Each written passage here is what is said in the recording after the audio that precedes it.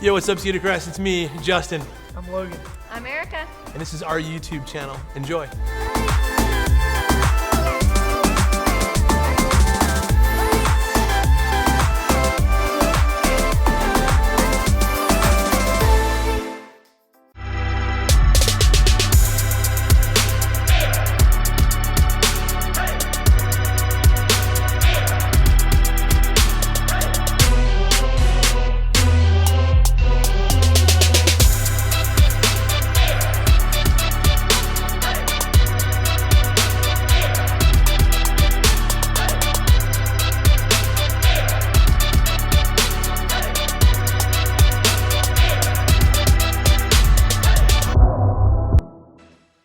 What's up, guys? My name's Logan. I'm one of the student interns here at Cedarcrest. I'm so glad you decided to click on this video. Well, hey, here's something I bet you didn't know about me. When I was younger, man, I was terrified of the dark.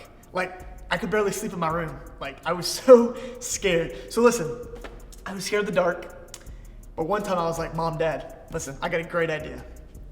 I want to move my room from upstairs to the middle floor. I want to move downstairs. And they're like, go for it. So I'm like, all right.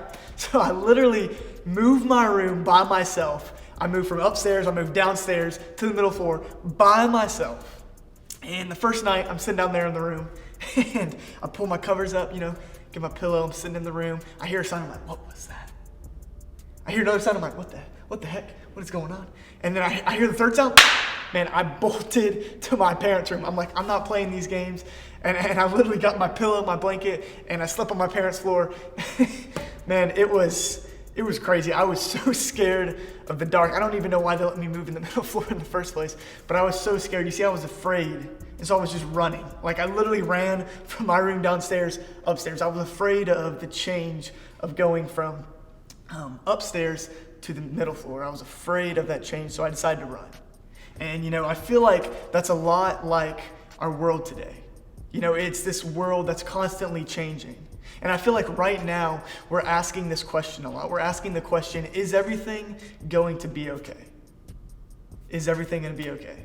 And I think that's a great question, but I think we can redefine that question to two better questions. And the first one is this: will everything go back to normal? Will everything go back to normal? Well, a simple answer I can say towards that is no. To be honest, it's not going to go back to normal. But when you think about it, that's the way that it's always been. Like, think about when you break your arm or break a bone. It doesn't grow back the same. In fact, it grows back stronger. And so that's the idea of that. And so here's the second question: is this: is everything going to be the way that it's going to be? And you may be asking that question: is everything going to be the way that it's going to be? And the answer to that one is yes. Why? Because we have a God that goes behind us and goes before us. We have a God that cares about us, whatever we are going through in this life. And so it's inevitable. It's inevitable. Change is going to happen. Cycles are going to continue. Life is going to progress, and change is just bound to happen. And when it comes to change, we can look at it in two ways, because sometimes there's good change, and sometimes there's not so good change. You have that good change when maybe spring is bursting forth. Spring happens, it's warm outside again, or maybe a job change. You get a raise, or maybe a birth, or maybe a child moving out, or a friendship, or maybe even getting being able to go to college, or maybe turning 16, getting your driver's license, having freedom.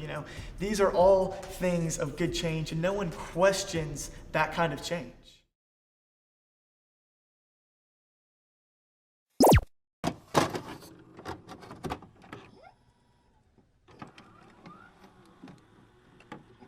Yo, what's up? It's me, Justin, 3 in the threes, and today we're talking about sneakers. Specifically, 3 ways to clean your sneakers. So we got a couple of pairs here. There's grass in my bag. It's kind of unfortunate. All right, so 3 different types of sneakers here, and each one requires a different style, technique, system. You fill in the blank. First, if you are trying to clean a pair of Adidas sneakers, just throw them away because, well, that's where they belong. Now, if your sneakers are leather, what you're going to do is you're going to start out by getting a cloth wet, and you're going to just kind of rub out any of the dirt. If that still doesn't quite clean them up and you want them sparkling white, I would suggest getting some white shoe polish and a soft towel, and I would just very delicately rub the polish on. Now, if you have a little bit of black and you put a little bit of white on it, it's going to turn gray, so don't do that. Be super careful with how you're doing that. Wow. If, however, your shoes are more of a cloth-like substance, then you have a much easier situation. What you're going to do is you're going to take these, you're going to grab some towels, and you're going to go to the washing machine. You're going to turn the washing machine on cold water, delicate cycle. You're going to toss them in the washing machine, and then you're going to put a little bit of detergent, and you're good to go. Now, for a quick little touch-up on cloth shoes, all you need is one of those shout pens. Just rub it on, they're really good. That being said, before you do any of this, make sure you talk to mom and dad, because if you don't, I'm not buying you new shoes. I have an unhealthy obsession with sneakers, but I'm talking about sneakers that for me and my people, and I love you guys, but not enough to buy you a new pair of sneakers. So until next time, peace. But then there's this other change, this not so good change, this negative kind of change that we all seem to question. You know, maybe it's winter, the winter season coming, and it's cold again, and everyone's freezing all the time, and it's just not a fun change. Or maybe there's a job loss, or a death, or a friendship ending, or a divorce, or separation. Everyone seems to question these kinds of change. We seem to wonder why these kind of changes happen. Because these kind of changes can bring up feelings of stress. And if those are left unchecked, that can lead to anxiety. And so we decide to run. Just like me, when I was younger, we decide to run and hide from change. But this is what I want you to know today. I want you to know that God uses change to bring people to know Him. God uses change to bring people to experience His love. God uses change to bring people into a relationship with Him. And so there's this story in the Bible that you may have heard of before. It's about this guy that's got swallowed by a whale. And so you may have heard it when you were a kid, but whether you've heard it or not, whether you believe this story or not, I want you to just press pause on what you think about this story. And I want you to just allow me to do my best to explain the changing world of now with the changing world that happened back then. And so there's this book in the Bible, and it's called Jonah. And it's about this guy named, you guessed it, Jonah, right? And in this book, it says that Jonah is the one and only prophet ever sent to this town called Nineveh. And so Nineveh is this great city. It's this pretty big city, and it says that Jonah was called to go and be a prophet, to go and tell the people of Nineveh about Jesus. And this is the thing, though. Jonah ran from that call. Jonah was afraid. Jonah was afraid of change, so he ran from that call, and he didn't listen to what Psalms 139, 7 through 10 says. It says this: "Where can I go from your spirit? Where can I flee from your presence? If I go to the heavens, you are there. If I make my bed in the depths, you are there. If I rise on the wings of the dawn, if I settle on the far side of the sea, even there your hand will guide me, your right hand will hold me fast." You see, Jonah ignored the truth of this scripture. Jonah ignored it, and he ran from change. And so instead of going to Nineveh, he decided to travel to this place called Tarshish. This city called Tarshish. And so he hopped on a boat to travel to Tarshish, and this is what it said happened. On the boat, a storm breaks out so strong that even the crew who were used to storms were afraid. The sailors cried out to their gods. That didn't work.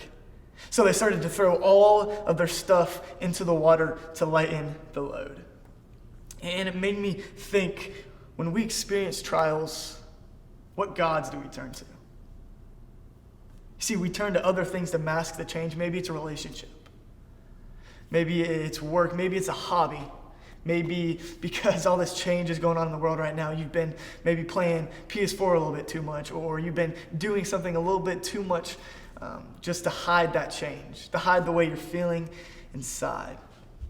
And so you see, back to the story, it says the ship's crew were master seamen, which means they were pros at navigating the sea and the ocean. And it says that they lightened the load because it would allow for easier travel. You guys, when we run from God in the middle of change, all we're doing is making things worse. Seriously, when we run from God in the middle of change, all we're doing is making things worse. But what if we trusted God? What if we followed God in the unknown? What if we didn't get so caught up with the changes going on in our world right now, and we trusted God and we ran towards God even though we were afraid? You see, I believe that if we're afraid of change, then we're going to miss out to the thing that God's trying to show us right now, and the thing that God's trying to call us to right now. And so we want to try this thing this week. It's called SOAP. It stands for Scripture, Observe, Application, Pray. And we want to try this with you guys this week. And literally all it is Scripture. You're opening the Word of God, you're opening your Bible, and you're just reading a Scripture. Observation, you're just observing what sticks out to you from what you read. You're applying what you read to your life right now. And then pray, you're just praying that God would speak to you through the words that you read today. And so we want to try that. And so every day this week, we're going to drop a video down on this YouTube channel, and we want you guys to just soap with us. Let's soap. So let's just soap this week, and let's embrace God in the middle of change. Hey, thanks for joining us today. We want to give you a couple of potential next steps. So here's what I want you to do. Pull your phone out, and I want you to do one of the following. If you are a middle school student and you want to stay up to date with what's going on with Cedarcrest students, I want you to text at CS-MS to 81010. If you're a high school student, I want you to text at CS-HS. So that's at CS-HS to 81010. If you have decided that, you know what, I am ready to take my next step, and I've decided to follow Jesus, we want to celebrate with you. So what I want you to do is I want you to text at CS-saved to 81010, because we want to be able to reach out to you and give you some practical next steps as you continue on your journey. If you decide, you know what, my next step is actually to get baptized, what I want you to do is a text at CS-baptism. That's BAPTISM. I can't spell, so I have to check it out. Again, it's at CS-baptism to 81010. And finally, if you're a brand new student and you're like, I don't know what's going on here, what I want you to do is I want you to text at CS, there's a theme here, at CS-I am new to 81010. We can keep you up to date with what's going on, get you plugged into a group, and just say hi. So until next time, peace.